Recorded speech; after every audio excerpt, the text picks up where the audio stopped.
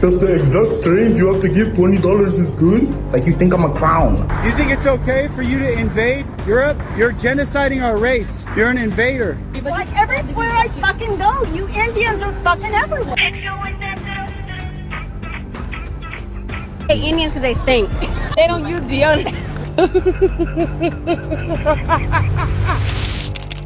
दोस्तों सोचिए, एक 6 साल की इनोसेंट बच्ची अपने घर के बाहर खेल रही है और सिर्फ इंडियन होने की वजह से उस पर ब्रूटल अटैक होता है। A disturbing wave of racist hate crimes against Indians has rocked Ireland with several brutal, unprovoked attacks reported in recent months. Victims include a 6-year-old girl assaulted outside her home, professionals targeted by teenage gangs. The Indian Embassy has issued an advisory, a safety advisory amid growing fear in the 90,000 strong Indian community. सवाल ये है, Indians जो कभी hard working और peace loving community के रूप में जाने जाते थे, आज दुनिया के अलग अलग देशों में रेसिज्म का सबसे बड़ा टारगेट क्यों बनते जा रहे हैं? क्या ये सिर्फ स्किन कलर की वजह से है या फिर इसके पीछे कुछ और गहरी वजह छुपी है? इस वीडियो में हम 3 चीजें समझने वाले हैं। पहली, इकोनॉमिक जेलेसी और जॉब इनसिक्योरिटी किस तरह हेट्रेड को फ्यूल करती है। कल्चरल डिफरेंसेस और नेगेटिव स्टीरियोटाइप्स इंडियन की इमेज को कैसे खराब करते हैं। और एशिया में खास तौर पर साउथ कोरिया, हाँ वो BTS आर्मी वाला साउथ कोरिया, जहाँ लुकिज्म और रिजिड ब्यूटी स्टैंडर्ड्स किस तरह रेसिज्म को और गहरा बनाते हैं। और सबसे आखिर में हम ये भी समझेंगे कि इंडियन सक्सेस दुनिया के लिए एक ब्लेसिंग के साथ साथ एक बर्डन भी क्यों बन गई है। नमस्कार दोस्तों, मेरा नाम है गौरव तिवारी और मैं स्वागत करता हूं आपका आपके अपने डिजिटल प्लेटफॉर्म सक्रिय भारत में। बात है 4 अगस्त की, साउथ आयरलैंड के वाटरफोर्ड सिटी की। एक 6 साल की इंडियन ओरिजिन बच्ची अपने घर के बाहर खेल रही थी। अचानक वहां 4 टीनेजर लड़के उम्र 12 से 14 साल और एक 8 साल की लड़की आते हैं। सबसे पहले उन्होंने उस बच्ची को रेशियल रिमार्क्स दिए, dirty Indians go back to your country. लेकिन दोस्तों ये सिर्फ शुरुआत थी। उसके बाद उन्होंने उस छोटी सी बच्ची के फेस पर पंच किया, प्राइवेट पार्ट्स पर साइकिल से हिट किया, बालों को खींचकर जोर से घसीटा और गले पर भी पंच मारा। सोचिए, एक पल के लिए एक इनोसेंट 6 साल की बच्ची जिसका कोई कसूर ही नहीं था, सिर्फ इंडियन ओरिजिन की वजह से इतना ब्रूटल अटैक झेलना पड़ा। और ये सिर्फ आयरलैंड तक सीमित नहीं है। UK, Germany, Poland, USA, Canada, Australia, हर जगह इंडियन को इस तरह ही टारगेट किया जाता है। एशिया में भी जहां हम सोचते हैं सिमिलैरिटी ज़्यादा होगी, वहां भी इंडियंस को रेसिज्म फेस करना पड़ता है। तो सवाल वही है दोस्तों, आखिर इंडियंस के खिलाफ ही हेट्रेड इतनी बढ़ती क्यों जा रही है? चलिए कुछ रीजंस के साथ जानते हैं कि ऐसा क्यों हो रहा है। आखिर में क्यों भारत के लोगों को हर जगह रेसिज्म का सामना करना पड़ रहा है? सबसे पहला रीजन है इंडियंस की सक्सेस। इंडियन जहां भी जाते हैं वहां की प्रॉस्परस कम्युनिटी में गिनी जाती है। फाइनेंशियल एक्सप्रेस के मुताबिक 2023 में इंडियन अमेरिकन हाउस होल्ड की एवरेज इनकम थी $151,000, जो कि एवरेज अमेरिकन हाउस होल्ड से बहुत ही ज्यादा है। और ग्लोबल स्टेज पे हमेशा हमारे एग्जाम्पल दिए जाते हैं, जैसे सुंदर पिचाई गूगल के CEO हैं, सत्या नंडेला माइक्रोसॉफ्ट के CEO, शांतनु नारायण एडोब के CEO और अरविंद कृष्णा IBM के CEO। ये सब प्राउड की बात है, लेकिन प्रॉब्लम क्या है? प्रॉब्लम ये है कि कुछ लोगों को लगता है इंडियन उनकी नौकरियां, अपॉर्चुनिटी दोनों छीन रहे हैं।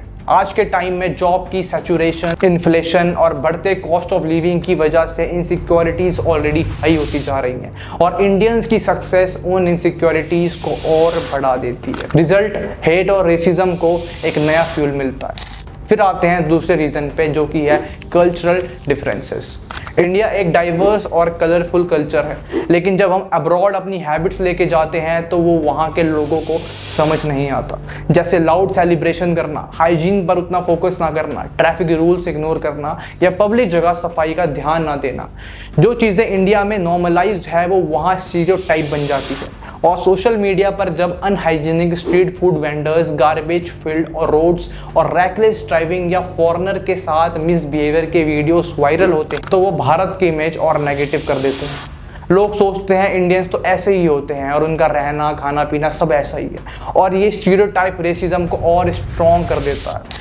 अब बात करते हैं एशिया की, खासकर साउथ कोरिया की, जिसके कुछ आर्टिस्ट जैसे BTS के पीछे हमारे देश की तमाम लड़कियां और लोग पागल हो रहे हैं। वहां पे इंडियंस को कैसे ट्रीट किया जाता है। साउथ कोरिया जैसे देश जो खुद कॉलोनियलिज्म का शिकार रहा है, वहां भी इंडियंस को रेसिज्म फेस करना पड़ता है। कई जगह इंडियंस आर नॉट अलाउड या हिंदूज एंड इस्लाम आउट जैसे बैनर्स तक देखने को मिलते हैं। एक इंडियन स्टूडेंट अपना एक्सपीरियंस शेयर करते हुए कहती है, मैं शॉल के एक मॉल में गई थी शॉपिंग करने। जैसे ही मैंने एक ड्रेस को टच किया, स्टाफ तुरंत मेरे पास आया और उस ड्रेस को मेरे ही सामने साफ करने लगा। मुझे लगा जैसे मेरे छूने से ये कपड़ा गंदा हो गया। सोचिए दोस्तों, आप एक शर्ट खरीदने जाओ और बस टच करते ही उसको आपके सामने साफ करा जाए, किस तरह की इंसल्ट है और इसका कितना गहरा इंपैक्ट होगा दिमाग पे सोचिए। स्टैट भी ये कंफर्म करते हैं, साउथ कोरिया में हर 10 में से 7 फॉरेन रेसिडेंट्स ने कभी ना कभी रेशियल डिस्क्रिमिनेशन फेस किया है। कभी वर्बल अब्यूज, कभी कम सैलरी, कभी जॉब्स का डिनाई करना और कभी फिजिकल वायलेंस। इसके पीछे 2 मेजर रीजंस बताए जाते हैं। पहला, साउथ कोरिया एक होमोजीनियस सोसाइटी है, मतलब वहाँ लोग एक ही कल्चर, एक ही अपीयरेंस, एक आदत में जीते हैं, इसलिए दूसरे रेस को एक्सेप्ट करने की टॉलरेंस बहुत कम हो जाती है। और दूसरा, उनके ब्यूटी स्टैंडर्ड बहुत ही ज़्यादा रिजिड हैं और सुपरफिशियल हैं। वहाँ फेयर और फ्लॉलेस स्किन को ही ब्यूटी माना जाता है। इंडियंस, पाकिस्तान, बांग्लादेशीज को मडी स्किन या डर्टी स्किन बोलकर रिजेक्ट कर दिया जाता है। ये सुनने में सुपरफिशियल लगता है, लेकिन सच यही है कि साउथ कोरिया में लुकिज्म भी रेसिज्म का एक बड़ा फैक्टर है। दोस्तों, अब आप समझ गए होंगे कि रेसिज्म एक सिंगल रीजन की वजह से नहीं होता। ये एक बिटर कॉकटेल है इकोनॉमिक जेलसी, कल्चर स्टीरियोटाइप्स और रिजिड ब्यूटी स्टैंडर्ड्स का। एक तरफ हमारी सक्सेस ने हमें दुनिया के स्टेज पर प्राउड बनाया है, लेकिन वही सक्सेस कई सोसाइटीज़ में एक ऐसी इनसिक्योरिटी को जन्म देती है जो हेट और वायलेंस में बदल जाते हैं। और जब ये हेट एक 6 साल की इनोसेंट बच्ची तक पहुंचती है तो समझिए कि प्रॉब्लम कितनी गहरी है।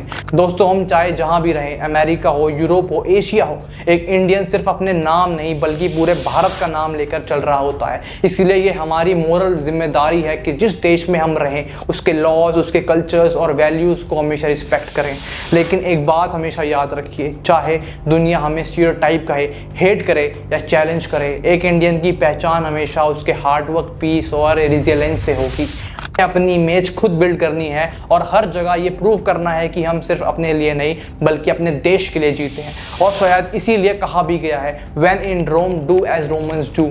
लेकिन अपने रूट्स को और अपनी आइडेंटिटी को कभी कॉम्प्रोमाइज मत करना। तो दोस्तों, ये थी हमारी एक केस स्टडी ऑन रेसिज्म। मिलूंगा मैं आपसे अगली वीडियो में, और आप भी एग्री करते हो इस वीडियो से तो लाइक करिए और शेयर कीजिए अपने उन दोस्तों के साथ जो देश के बाहर रहते हैं, और कमेंट करके लिखिए इंडिया अगेंस्ट रेसिज्म। जय हिंद, जय भारत।